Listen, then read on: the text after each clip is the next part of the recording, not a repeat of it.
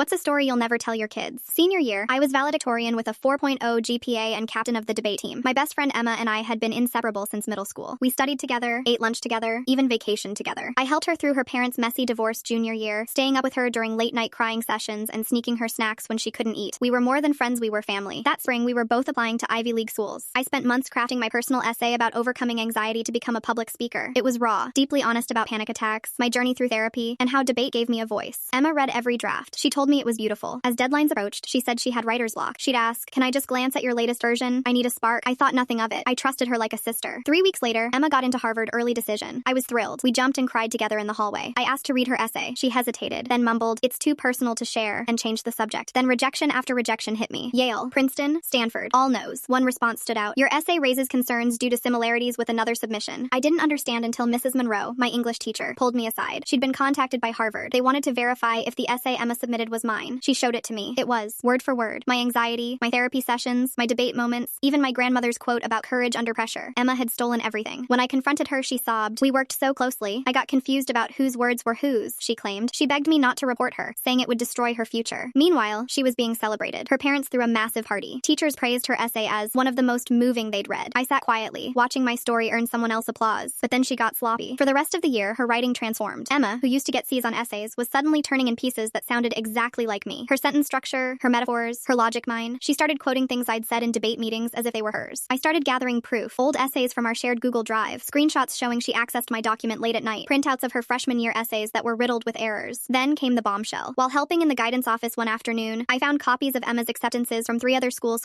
she'd applied to after being admitted to Harvard early decision. That's a huge violation. Early decision is binding. You're not supposed to apply anywhere else, let alone get accepted. It was enough to have her offer rescinded. So I built my case. I created a timeline showing how her writing changed right after she read my drafts. I collected her past work to prove her skill level had jumped suspiciously. I compiled screenshots of her logging into my files, copies of her other college letters, and even had Mrs. Monroe write a statement confirming the essay was originally mine. 2 months before graduation, I submitted everything to Harvard's admissions office. A side-by-side comparison. A detailed report. Emails, photos. Harvard responded immediately. They opened a full investigation and contacted our school. Within a week, Emma was pulled into the principal's office. Her acceptance was revoked. It was chaos. Her parents were furious. The school tried to keep it quiet, but word got out. People started whispering. Emma claimed I was bitter and jealous, but her old writing betrayed her, and the early decision violation sealed her fate. She ended up at community college. I got calls from multiple schools. Once Harvard cleared my name, other admissions officers reached out personally, apologized, and reviewed my file again. Some even offered spots off the waitlist. I got in, not to Harvard, but to a great school, on my own merit. I never told my classmates the truth, and if I ever have kids, I won't tell them either. Not out of shame, but because I want them to trust fully, love freely, and believe in people without always bracing for betrayal. Even if it hurts sometimes, I'd rather they lead with kindness.